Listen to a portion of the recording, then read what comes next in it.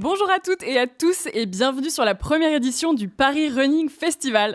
Vous êtes en direct sur la chaîne Twitch de Sunday Night Sport et je suis ravie d'être avec vous ce matin pour inventer ensemble les compétitions de demain. C'est parti!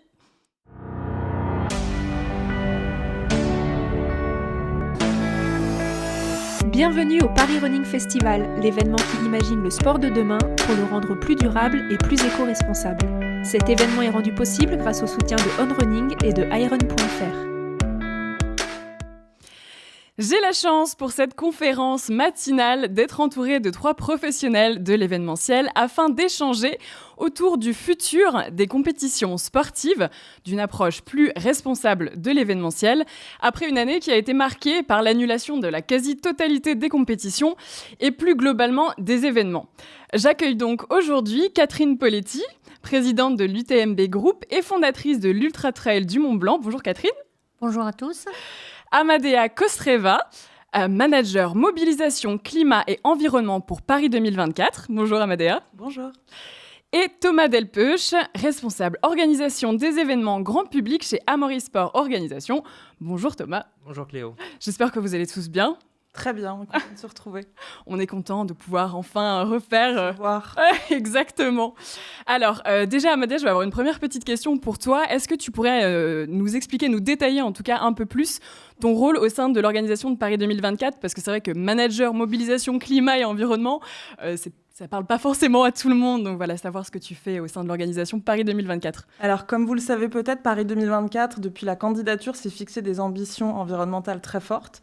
Ça faisait partie des conditions même de l'organisation et maintenant, il faut les livrer, faut y arriver. Donc, mon rôle, c'est d'accompagner les directions opérationnelles pour justement réussir à trouver les solutions et réussir à tenir nos engagements et aussi à mobiliser tous les acteurs avec lesquels on travaille, donc c'est-à-dire les partenaires, les parties prenantes, les territoires, la société civile, etc.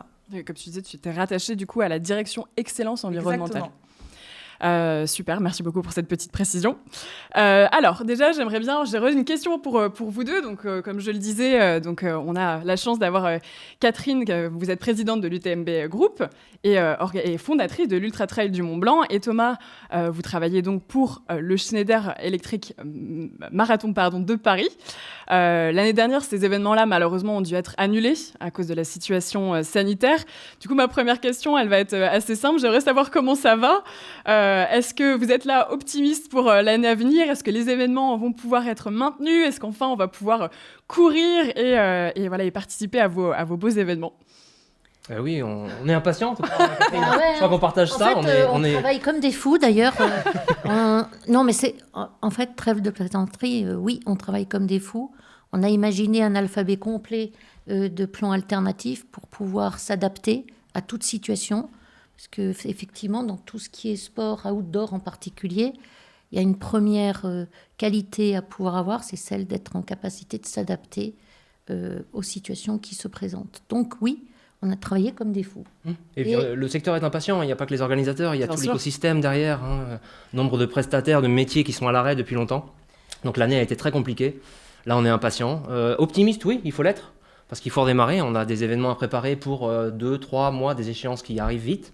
Donc oui, il faut être optimiste. Et les participants aussi, j'imagine que tout le monde a envie de rechausser les baskets et de repartir courir. Et en même temps, il n'y a pas que les participants.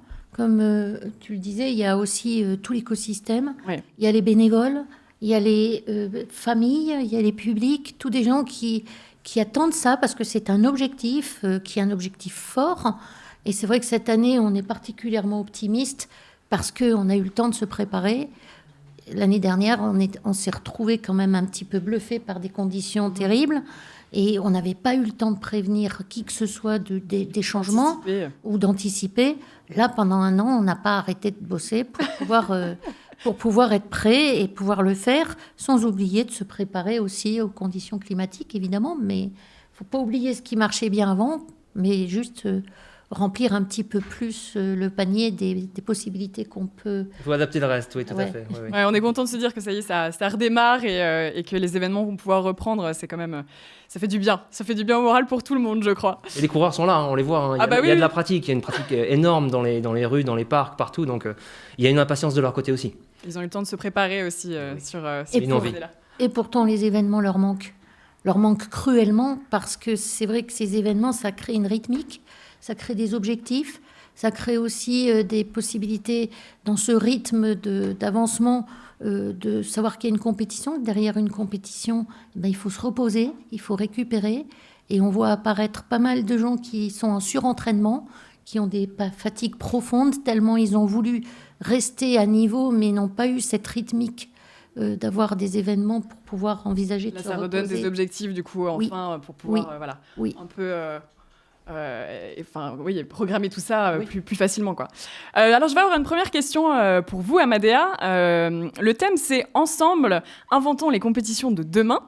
Ce qui sous-entend qu'il n'existe pas vraiment encore d'événements totalement responsables, étant donné qu'on utilise le mot « inventer ». Est-ce que vous êtes d'accord avec ça ? Qu'il n'existe pas d'événements responsables, je pense qu'il faut déjà se poser la question de qu'est-ce que ça veut dire être responsable. Pour nous, un événement responsable, c'est déjà un événement qui essaie de comprendre son impact environnemental et climatique, qui va ensuite l'anticiper, mettre en place des mesures pour le réduire, et qui va aussi mettre tout son pouvoir de mobilisation, tout son pouvoir d'attraction au service des causes et des défis sociétaux, climatiques qui nous attendent. Donc, est-ce que les événements sont responsables aujourd'hui ? Je pense que si on regarde la situation d'un point de vue scientifique par rapport au climat, y a beaucoup de choses qui ne sont pas encore à la hauteur des enjeux. Mais par contre, je pense que par rapport à la prise de conscience qui est en cours, par rapport à la manière dont les événements sont en train de s'organiser pour relever les défis, il y en a de plus en plus qui sont totalement engagés dans une démarche responsable. Et il y a plein de dynamiques en cours, je crois qu'on va en parler, avec la charte des 15 engagements éco-responsables du ministère des Sports, qui est une démarche volontaire. Voilà. Et donc oui, de plus en plus d'événements s'engagent sur cette voie et on ne peut pas le nier. Du coup, votre rôle au sein de Paris 2024, c'est d'appliquer ça, en fait. Est-ce que c'est possible de détailler un petit peu plus aussi ce que Paris 2024 a mis en application, on va mettre en application du moins ? Bien sûr. Paris 2024 s'est fixé comme ambition de réduire de moitié les émissions de CO2 liées à l'impact d'un événement. On a deux ambitions principales, c'est donc de livrer du coup un événement responsable, livrer des jeux exemplaires sur le plan environnemental et social, et aussi de faire de ces jeux une opportunité pour accélérer des changements, accélérer des transformations pour le sport et pour les territoires. Donc livrer des événements, livrer un événement qui émet moitié moins de CO2, ça implique quoi ? Ça implique un événement beaucoup plus sobre, c'est un événement qui construit beaucoup moins par rapport aux précédentes éditions des Jeux. Les Jeux Olympiques de Paris et Paralympiques, ça vont reposer sur 95% d'infrastructures déjà existantes ou temporaires. Et ensuite, on travaille sur tous les métiers des Jeux. Donc, on travaille sur le transport, s'assurer que tous les sites seront accessibles en transport en commun. On travaille sur la restauration.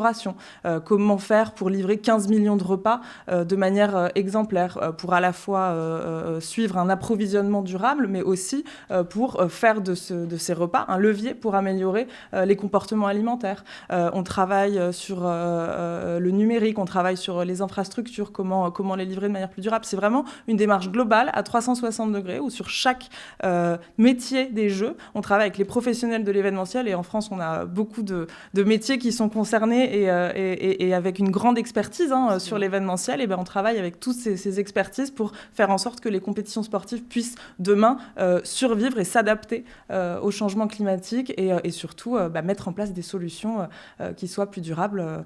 J'oubliais de parler par exemple de l'énergie. 100% de nos sites seront alimentés en électricité renouvelable, et on a lancé par exemple avec l'État un appel à innovation pour pouvoir trouver des solutions pour alimenter en énergie les sites de compétition hors réseau, parce que quand on peut se brancher sur le réseau, c'est facile, il suffit presque de souscrire un contrat d'énergie renouvelable, mais dès qu'on est hors réseau, et je pense que vous le connaissez bien, aujourd'hui les solutions n'existent pas, et Paris 2024 essaye de les pousser.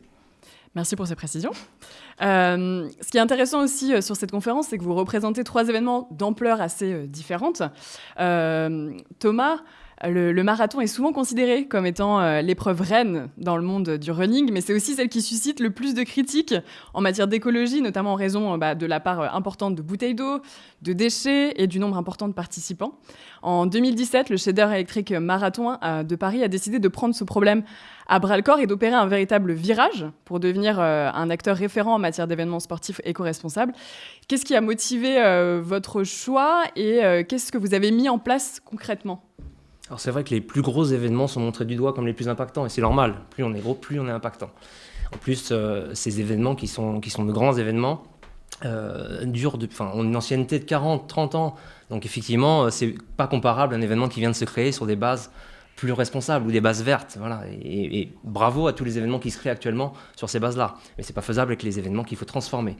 Donc là, c'est une tâche complètement différente.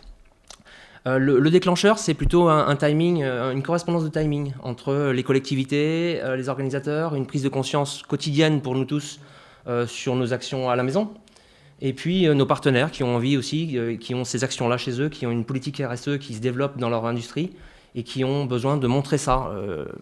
Vous le disiez, les événements, c'est un lieu, c'est un éclairage.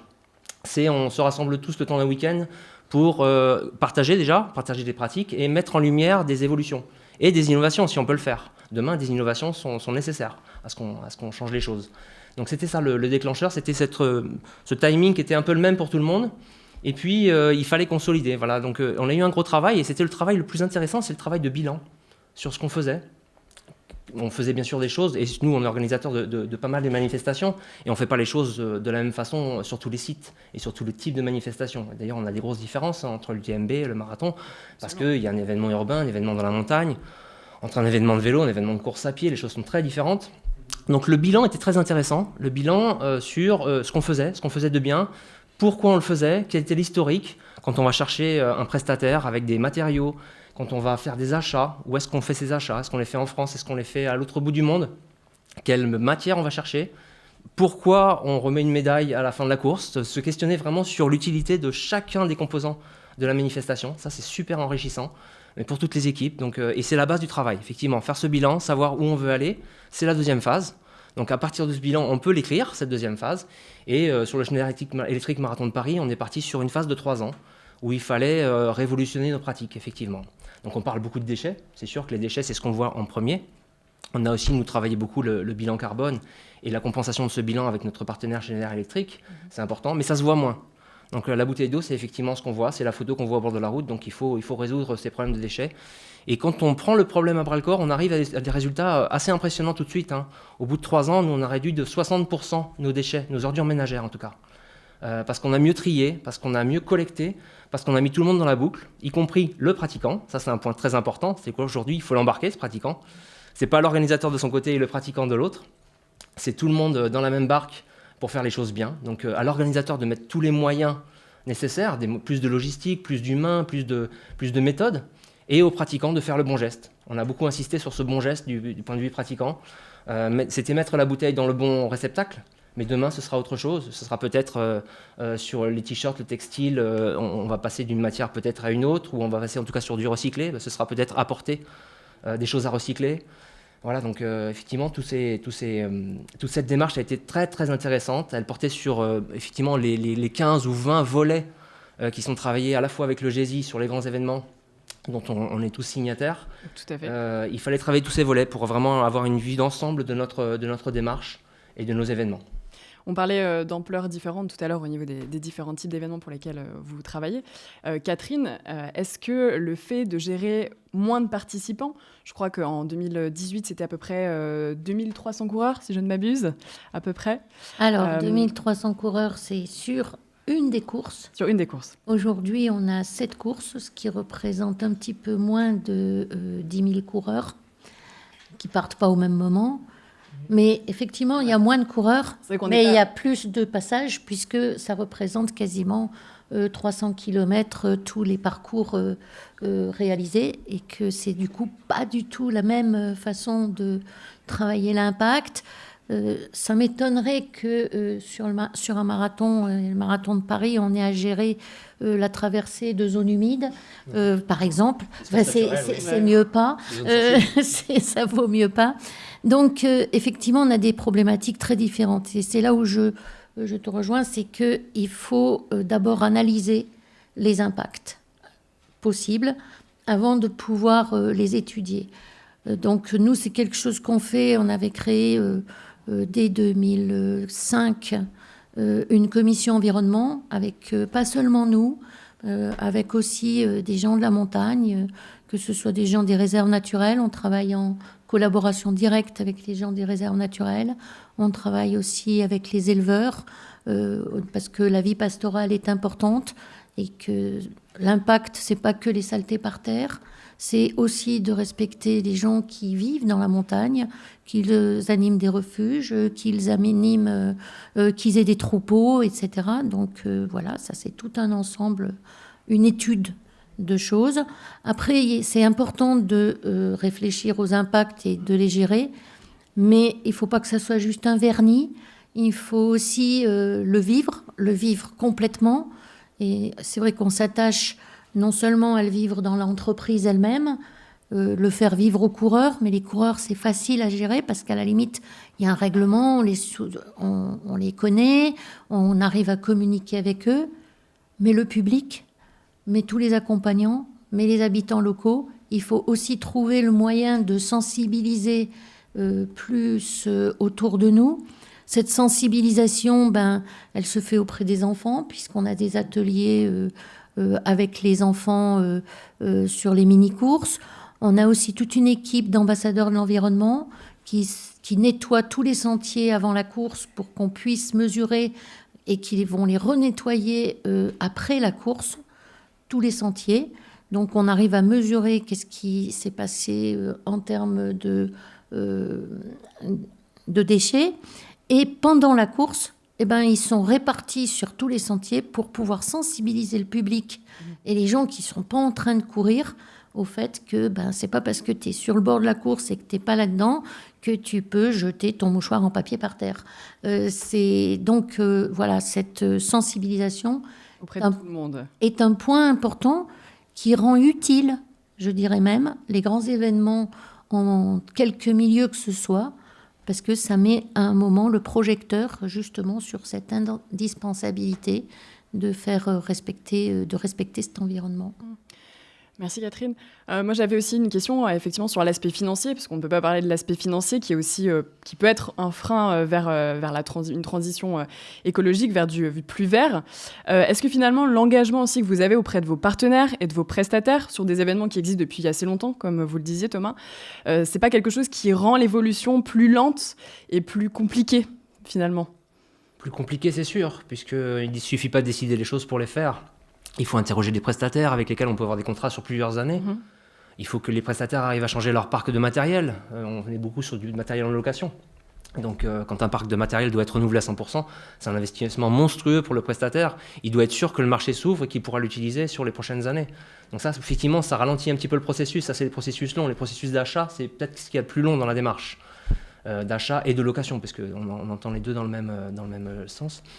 Mais voilà, ça c'est un peu plus long, effectivement. Mais maintenant qu'on est à se rassembler au sein des événements avec nos prestataires, nos partenaires, etc., on a des capacités d'évolution assez rapides.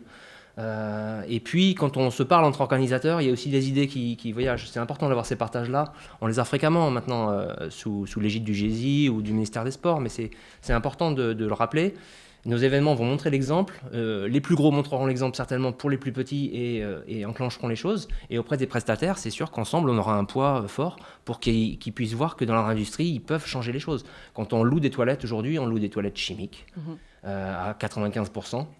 Quand le prestataire aura vu que tout le monde veut les toilettes sèches, à ce moment-là, il pourra investir plus fortement dans son parc. Il faut aussi que ça lui coûte à lui pas 4 fois plus cher. d'investir là-dessus et qu'ils puissent les louer correctement. Il ne faut pas que l'organisateur, ça lui coûte 4 fois plus cher, sinon ce sera un frein et ça ralentira le processus, effectivement. Amadea, c'est vrai que quand on pense aux Jeux Olympiques, forcément, les Jeux Olympiques, c'est le plus gros événement au monde, hein, on peut le dire. Quand on organise le plus gros événement au monde, est-ce que finalement, on n'est pas un peu dans une sorte aussi d'antagonisme quand on parle de développement durable? Parce que forcément, organiser un tel événement, c'est polluant. Vous parliez de la notion de compensation. C'est quoi votre point de vue là-dessus? Alors, en effet, les Jeux, c'est le plus grand événement du monde. C'est 13,5 millions de billets vendus. C'est 15 000 athlètes qui viennent sur le lieu de l'événement. C'est 20 000 médias. C'est 4 milliards de téléspectateurs. Donc, c'est un événement qui a un impact et une aura qui est inégalée. Et là-dessus, ça a du coup un potentiel d'impact positif aussi inégalé. Lorsqu'on parle de développement durable, qu'est-ce que c'est ? Aujourd'hui, vous le savez, probablement, on est tenu par les objectifs de développement durable qui ont été fixés par l'ONU. Le développement durable, c'est une société plus saine, c'est une société qui va avoir des villes plus résilientes, c'est une société qui va promouvoir l'éducation, l'égalité femmes-hommes. Le sport, dans son ensemble, est un levier pour tous ces éléments. Et je pense que tout le monde ici sera d'accord sur les bénéfices pour la santé, sur les bénéfices pour le transport et les mobilités douces, pour l'accès à l'éducation, etc. Et tout ça, ça fait partie du projet Paris 2024 et ça fait partie du projet de la plupart des événements sportifs. Donc, dans ce sens-là, le sport est un des meilleurs leviers pour promouvoir le développement durable. Après, il y a la question de la responsabilité, c'est-à-dire que même si on a des très belles ambitions et des très beaux objectifs, on ne peut pas le faire n'importe comment. Et là, on va dans ces cas-là plutôt parler d'exemplarité et de durabilité de l'événement, de comment on va travailler justement pour faire en sorte que cet événement soit quand même bien fait. Et là, on en parle donc depuis tout à l'heure pour voir comment comprendre notre impact et le réduire. Et sur la partie de la compensation, en fait, donc, une fois qu'on a compris notre impact carbone, qu'on a mis en place des mesures pour le réduire, en dernier lieu, il y a effectivement cette opportunité de la compensation qui va permettre de soutenir des projets à impact positif pour le climat. Je pense que ce qu'il faut vraiment avoir en tête quand on veut essayer d'analyser justement est-ce qu'un événement est engagé et comment travailler, c'est d'abord essayer de comprendre quelles sont les mesures qui sont mises en place pour réduire et ensuite comment on va compenser en soutenant des projets à l'international ou au national. Et c'est ce que nous, on a annoncé récemment. C'est-à-dire qu'on va assurer la neutralité carbone de l'événement en soutenant des projets à l'international. Mais en plus, on ouvre une nouvelle voie, une nouvelle brèche, qui est celle de la compensation sur le territoire national, en France. Et c'est aussi l'un des impacts positifs des Jeux. C'est qu'on est en train de travailler avec tous les acteurs du territoire pour voir comment on peut soutenir des projets en France via le label bas carbone du ministère de la Transition écologique, comment les autres organisateurs d'événements sportifs pourront aussi s'engager dans cette voie voilà, mettre aussi le sport et les événements sportifs au service d'autres projets annexes autour qui vont avoir un impact positif pour lutter contre le changement climatique. On en parlait tout à l'heure, vous êtes tous signataires de la charte GESI, donc Grands événements sportifs internationaux, qui a été lancé par le ministère des Sports et la WWF en 2017, qui est une charte en fait, de 15 engagements éco-responsables pour les organisateurs d'événements sportifs, et pas que d'ailleurs maintenant, à l'heure actuelle. Mais donc cette charte-là, finalement, rien n'oblige les organisateurs d'événements finalement, à respecter ces engagements. Il n'y a pas de sanctions qui existent à l'heure actuelle si vous ne respectez pas ces engagements-là, financières ou autres. Est-ce que finalement, il ne faudrait pas aller plus loin ? Est-ce qu'il ne faudrait pas que l'État intervienne pour aider à cette transition ? Alors, je ne sais pas, peut-être mettre en place des aides ou ce genre de choses. Catherine, je ne sais pas quel est votre point de vue là-dessus. Alors, moi, je pense que s'il y avait des aides à mettre, ça serait de prendre en compte de manière claire que dans le sport, il y a plusieurs aspects. Il y a la partie éducation, il y a la partie sport élite, professionnel, etc. Et il y a une partie qui est souvent oubliée, qui est le sport de masse. Le sport de masse, c'est celui qui va permettre à chacun, chacune, de pouvoir participer à des événements. S'il y avait une seule aide que je pouvais demander ou solliciter, ça serait celle que tout le monde soit traité de la même manière, en particulier au niveau des taxes, même pas de demander de l'argent, Mais aujourd'hui, il faut savoir qu'en billetterie, la billetterie d'un match ou de n'importe quoi, elle est taxée avec une TVA à 4%. Nous, nos inscriptions, elles sont à 20% de TVA.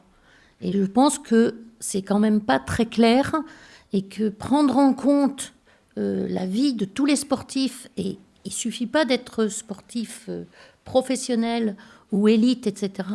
Le sport, c'est bon pour la santé, mais c'est bon pour la santé de tout le monde. Et c'est vrai que dans nos sports de masse, il est important aussi de pouvoir avoir...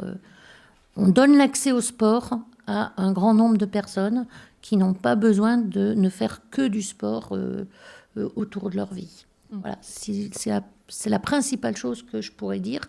Soyons traités équitablement avec un sport qui s'adresse à tout le monde. Le rendre plus accessible. Et le rendre plus accessible à tout le monde. Que les gens soient juste des gens normaux, ça existe, c'est pas une mauvaise chose d'être normal. Et que les gens soient handicapés ou pas, c'est une très belle action qui a pu se faire. Et d'ouvrir le sport à tous, c'est la meilleure chose qui soit. Thomas, est-ce que vous avez aussi... Je vais plutôt répondre sur le cadre de la charte des grands événements. C'est heureusement que c'est pas une règle encore et que c'est plutôt un cadre. C'est plutôt une méthode qui nous permet d'avancer dans le bon sens et de réfléchir à tous les volets d'une organisation. Et heureusement que ça reste volontaire. Si la démarche RSE n'est pas volontaire de la part d'un organisateur ou d'une entreprise, on va essayer de la contourner. On va essayer de s'arranger comme on peut avec les règles qui sont édictées. Le fait que ce soit volontaire, c'est important. Et d'ailleurs, tous ces organisateurs ont plongé dans cette démarche RSE avec une logique de progrès. On n'a pas d'échéance à court ou à moyen terme à réussir telle ou telle donnée chiffrée, à réussir à changer les choses sur tel ou tel volet. Le tout, c'est un engagement à essayer, à progresser. Et c'est important. Je pense que l'état d'esprit est super important de partir sur quelque chose de volontaire et une démarche de progrès. Voilà, c'est ça qui nous fera avancer et ça va vraiment dans le bon sens. C'est vraiment l'une des forces de cette charte aussi, c'est justement que tout le monde y allait pour la carotte et pas pour le bâton. Ouais. On y allait parce que les organisateurs se sont engagés dessus, parce qu'ils ont pris conscience de le besoin et ils ont pris conscience aussi de la force de réfléchir ensemble. Alors ça a les avantages de ces inconvénients. Les avantages, c'est qu'on a beaucoup d'expériences à partager. Et les inconvénients, c'est que par moment, on compare des événements qui ne sont pas toujours comparables. Et du coup, parfois, on bloque et il faut se retravailler. Mais cela étant dit, les objectifs, on se les fixe aussi nous-mêmes sur la base de la connaissance des métiers. Aujourd'hui, il y a une V2 de la charte qui est en préparation, dans laquelle on va s'obliger nous-mêmes à avoir une démarche d'évaluation et que cette évaluation, elle sera publique. Donc en fait, la première sanction, ça sera aussi celle de l'opinion publique, des spectateurs, de ceux qui vont venir nous voir. Là, vous nous posez la question, donc on doit aussi expliquer notre démarche, comment on fait, comment on s'organise, quelles sont nos méthodes.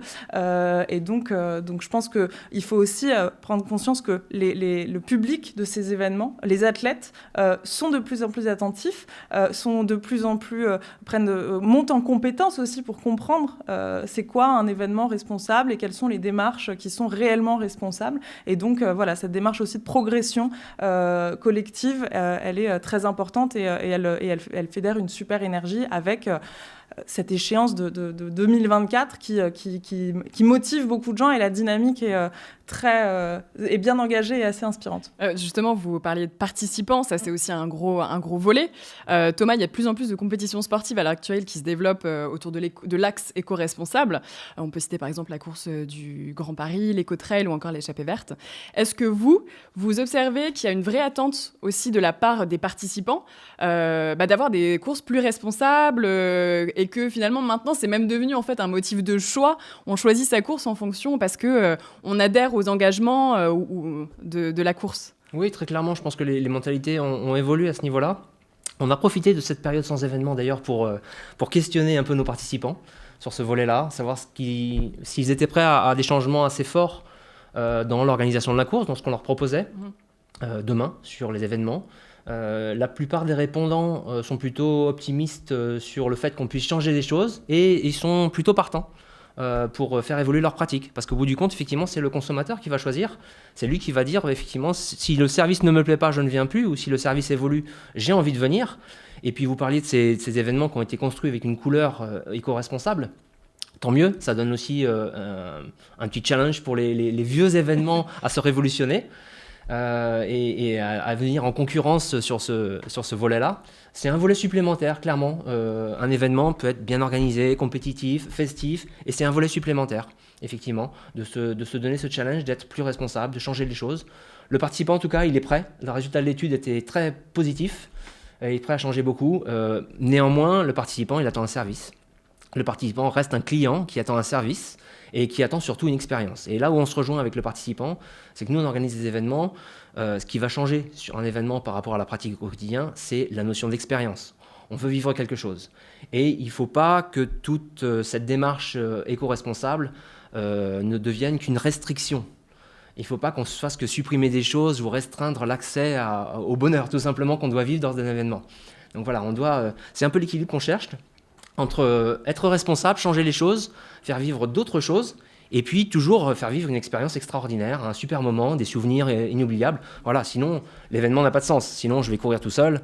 Si c'est juste pour la pratique physique et mon bien-être et mon rythme cardiaque, je peux le faire tout seul. Ouais. Voilà. Catherine, justement, on parle d'expérience. Bon, là, l'année dernière a été une année compliquée. Est-ce que vous vous sentez un peu une responsabilité envers vos participants, de leur offrir de nouveau une expérience unique, la possibilité de se challenger de nouveau, de reparticiper à ces courses, de revivre des émotions extraordinaires?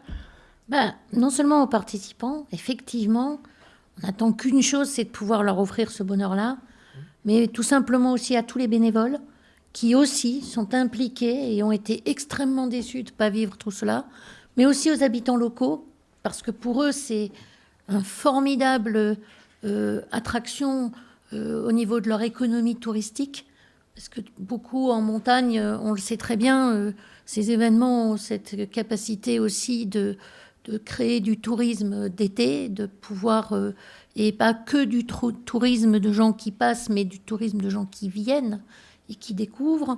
Et c'est vrai que toutes ces personnes-là qui vivent en montagne ont besoin et attendent et ont été fondamentalement déprimées l'année dernière de ne pas pouvoir le faire, déprimées depuis un certain temps de voir personne, parce que et là maintenant, c'est vrai que c'est une renaissance.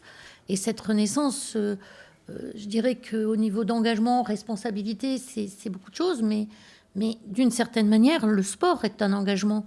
Donc c'est vrai qu'en soi, on doit être cohérent dans les mêmes codes que justement les codes sportifs, où il y a cette notion d'engagement, cette notion d'adaptabilité. Et autour de nous, on a toutes ces personnes qui attendent justement qu'on fasse quelque chose et qu'on leur fasse vivre de grandes émotions. Ça revient. Petit à petit. Oui, on y arrive. Amadea, c'est vrai que là, on parle de ça, mais c'est vrai que dans le cadre des jeux, c'est un peu différent. Est-ce qu'à l'inverse, il n'y a pas aussi une notion de responsabilité individuelle à essayer de transmettre dans le cadre des jeux, c'est-à-dire peut-être responsabiliser les gens sur les transports qu'ils vont prendre pour accéder aux différents sites, ce genre de choses? Bien sûr, la responsabilité, elle est partagée chez tous. Tout le monde doit prendre ses responsabilités aujourd'hui. Le spectateur, il doit prendre les solutions qui sont les plus durables lorsqu'elles sont à sa disposition. Et la responsabilité de l'organisateur, c'est de rendre ces solutions accessibles. Et donc les événements, c'est la rencontre de ces deux responsabilités-là, la responsabilité individuelle du spectateur et celui de l'organisateur, avec une opportunité qui est de rendre tout ceci justement désirable. Tu le disais, Thomas, c'est sûr que quand on vient voir du sport, on vient se rassembler, on vient faire de la fête, on vient vivre des émotions, et le spectateur ne s'attend pas à être contraint dans ce plaisir parce qu'il a pris une certaine habitude. Mais aujourd'hui, il est aussi nécessaire de changer ses habitudes. Mais nous, on a l'opportunité, je pense, de rendre ceci accessible, désirable, de faire vibrer, de s'appuyer sur le rôle modèle des athlètes pour montrer d'autres manières de faire et montrer qu'on peut aussi passer un bon moment en changeant légèrement ses habitudes et aussi parce qu'il en va de la survie de nos événements. Tout à fait. La responsabilité qui incombe à chacun, finalement. Exactement. Catherine, j'avais une autre question. L'organisation d'une course trail, ça représente des problématiques qui sont assez spécifiques en matière d'environnement particulièrement. Les participants parcourent des distances qui sont souvent très très longues, donc autour de réserves naturelles et en autonomie. Donc on peut citer, il y a quelques spécificités comme les déchets organiques par exemple. Du coup, est-ce qu'il est possible de vraiment tout contrôler sur de telles épreuves et surtout, comment on peut faire pour aller encore plus loin et vraiment garantir le respect de la nature quasiment à 100%? Alors c'est vrai qu'il ne faut pas se contenter de penser qu'il y a des femmes de ménage qui vont passer derrière et tout nettoyer. Il ne faut déjà pas mettre de déchets. Là-dessus, ça fait très longtemps qu'on a aussi complètement exclu tout ce qui était des gobelets en plastique. Ça doit faire depuis 2007 à peu près. On a commencé par donner une éco-cup à tous les inscrits. Puis on s'est dit qu'après, au bout d'un moment, tous les inscrits, ils recevaient partout, sur toutes les courses, des éco-cups. Donc ça finissait par être... Donc on l'a mis au matériel obligatoire. Chaque coureur doit avoir son matériel obligatoire de ce côté-là. Et on a rajouté une chose de plus, c'est que partout où on peut utiliser l'eau du robinet, on utilise l'eau du robinet. En ce qui concerne l'eau gazeuse, on utilise les méthodes de gazéification de l'eau. Et puis... pour les coureurs qui veulent pouvoir manger chaud, on a introduit un système qu'on a surnommé le BU, Bring Your Own Ustensile. Et en fait, les gens qui l'ont, et c'est pas une obligation, les gens qui l'ont peuvent manger chaud, ils peuvent avoir un plat de pâtes de temps en temps, et les gens qui l'ont pas, ils mangeront froid, c'est-à-dire des choses qui sont distribuées, etc. Parce qu'effectivement, on ne peut pas toujours... Donc, il y a plusieurs éléments de ce genre qu'on met en place. C'est beaucoup plus compliqué, mais nous, les gens ont le temps. C'est vrai qu'ils courent longtemps, donc il y a une notion de temps. Ils ont plus le temps de s'arrêter pour manger plutôt que d'être stressés et de passer en courant très vite. Il y en a très, très peu qui font ça chez nous. Donc... on n'est pas sur les mêmes échelles, ni de distance, ni de durée.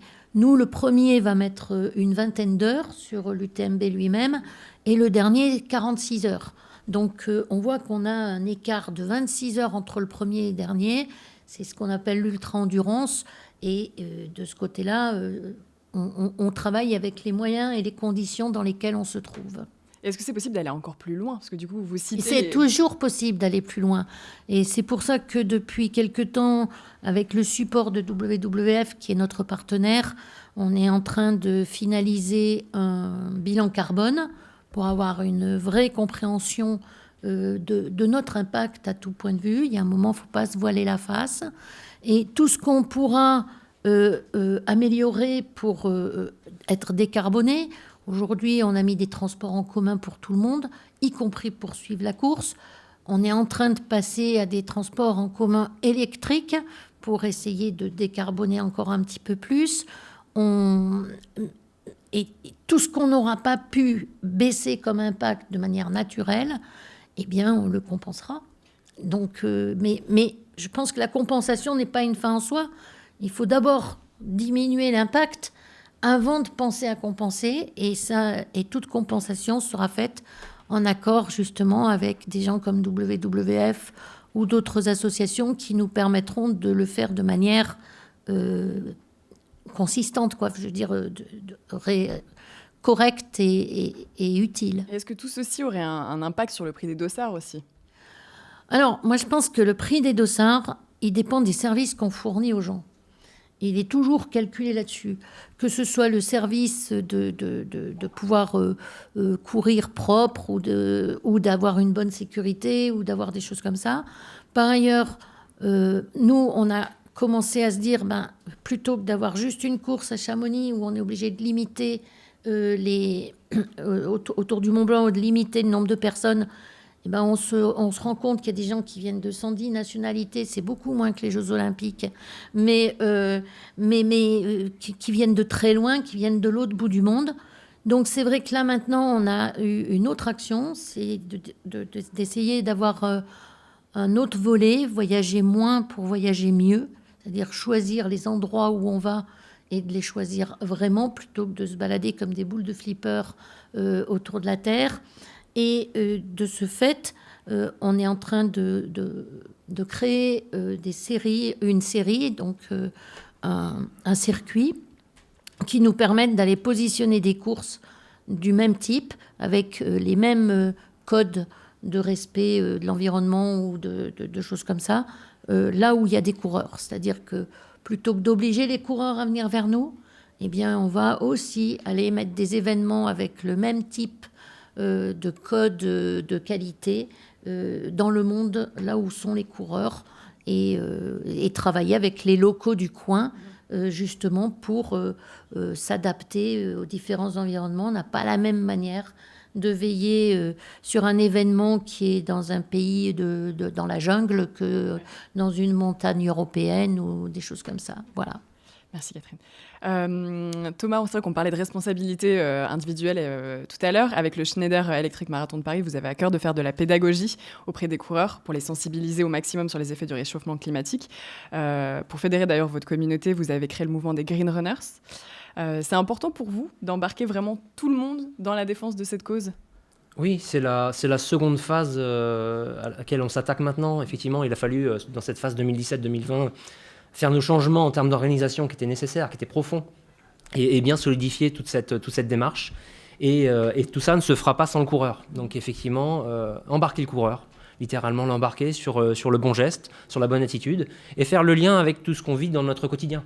Les gestes du quotidien, sur notre consommation, sur nos achats, sur nos recyclages de déchets. Parce que c'est la même chose, les événements font partie de la vie quotidienne, quoi qu'il en soit. C'est un week-end un peu spécial, mais pour autant, on ne va pas changer l'attitude. Il ne faut pas que l'attitude soit différente sur un événement et sur la vie quotidienne, sinon ça n'a pas de sens, comme au bureau tout simplement. Donc oui, c'est important. Ce mouvement Green Runners, avec la Green Runners Week qu'on a vécu au mois d'avril, un moment qui devait être un moment fort d'événementiel, s'est transformé en un moment fort d'événementiel, mais chacun de son côté. On a voulu effectivement ce partage, donc lier la pratique à ces gestes quotidiens et puis faire que demain le coureur sur l'événement il retrouve ces gestes-là. Alors il ne suffit pas de mettre 2 sacs poubelles de couleurs différentes. Il y a toute une démarche. C'est l'attitude du coureur sur l'égalité homme-femme, l'attitude du coureur sur l'inclusion, comment le coureur va aller voir ou va participer à une course handisport. Enfin, c'est sur vraiment tous les volets de l'attitude de chaque personne sur tous les volets de l'organisation. Quand on croise un bénévole, effectivement, reconnaître l'implication de ce bénévole au bord de la course et ne serait-ce que de lui dire merci, c'est le geste qu'attend le bénévole. Et là, c'est un échange qui se crée. Enfin, voilà, il y a toute une démarche individuelle qui est à mettre vraiment dans le cadre de l'événementiel. Et c'est ça qu'on attend et c'est comme ça qu'on essaie de les embarquer. Alors, il faut être très positif dans cette démarche-là. Et il faut être, pour l'organisateur, sûr de ce qu'on a mis en place. À partir du moment où on met un socle en place, il doit être très très solide pour que le coureur n'ait aucune difficulté à venir nous rejoindre dans cette démarche. Merci beaucoup. On arrive sur la fin de cette conférence, malheureusement. Je vais avoir une dernière question pour vous trois. Je le disais tout à l'heure, effectivement, le thème, c'est « Ensemble, inventons les compétitions de demain ». Selon vous, quel serait l'événement finalement idéal dans le futur ? Vers quoi il faudrait tendre, en fait, Amadea ? Je pense que c'est un événement qui, on l'a déjà dit, mais je pense que c'est bien de le rappeler, donc un événement qui essaye de comprendre et mesurer son impact et qui met en place des actions concrètes pour le réduire et qui ne se contente pas de dire, mais qui essaye de faire réellement, qui essaye de s'ouvrir et expliquer avec pédagogie. Et aussi un événement qui vise la sobriété, qui mise sur l'existant, qui est à l'écoute de son territoire et qui essaye de s'adapter en fonction du contexte dans lequel il est créé et qui va utiliser son pouvoir aussi au service de quelque chose pour essayer d'accompagner des nouveaux comportements, de mettre en avant des solutions, des nouvelles manières de faire et toujours avec, je pense, l'état d'esprit du sport qui est celui du partage, de la bienveillance, de la solidarité, qui sont des valeurs qui sont nécessaires aujourd'hui pour faire passer certains messages justement avec envie et non pas avec contrainte. Thomas, on parlait aussi des Green Runners tout à l'heure. Finalement, est-ce qu'une des clés, c'est pas peut-être le digital aussi ? Oui, le digital a pris une place importante pendant 1 an et demi. Ça va devenir quelque chose qui compte pour les coureurs. Ça va devenir un rapport un peu différent de l'organisateur au coureur et peut-être un complément. Je pense que ce sera un complément. On a aujourd'hui des prises de parole sur les événements qui sont assez courtes, sur un week-end, sur un mois, sur 10 jours peut-être à Chamonix. Du coup, on va pouvoir les accompagner aussi dans leur préparation un peu mieux avec le digital. Voilà. Et puis l'événement de demain, pour moi, peut-être qu'on parlera moins d'innovation et d'innovation RSE, peut-être qu'on parlera moins d'efforts pour aller vers une politique responsable, parce qu'on y sera et que ce sera la norme. Si on peut oublier ça et être dans une norme, que ça nous paraisse normal que les choses soient bien gérées, en tout cas mieux gérées qu'elles l'ont été par le passé, voilà, ce sera peut-être quelque chose qu'on oubliera, mais tant mieux, si c'est devenu normal pour tout le monde. Pour vous aussi, Catherine ? Pour moi, c'est vrai que c'est d'offrir des choix aux gens une certaine diversité, qu'ils puissent s'organiser et trouver ce dont ils ont besoin, mais y avoir accès. Et c'est vrai qu'offrir le choix, c'est cette possibilité de pouvoir y participer, de pouvoir, quel que soit, ça implique effectivement le digital, mais ça implique aussi d'arriver à trouver la voie pour que les handicapés puissent avoir cet accès-là. Pour savoir ce que c'est que de ne pas avoir le choix, je pense que le plus important, c'est aussi d'offrir ce choix aux gens, de pouvoir s'engager sur ce type de démarche parce qu'ils ont les moyens et qu'ils vont pouvoir les retrouver. Merci beaucoup, je vous remercie tous les trois pour ce moment. Et merci d'avoir regardé ce live. Merci aux partenaires de l'événement Iron.fr et OnRunning. Et rendez-vous à 11h avec Arnaud Manzanini pour une conférence autour de l'alimentation de demain. Merci à tous. Merci. Merci. Merci beaucoup.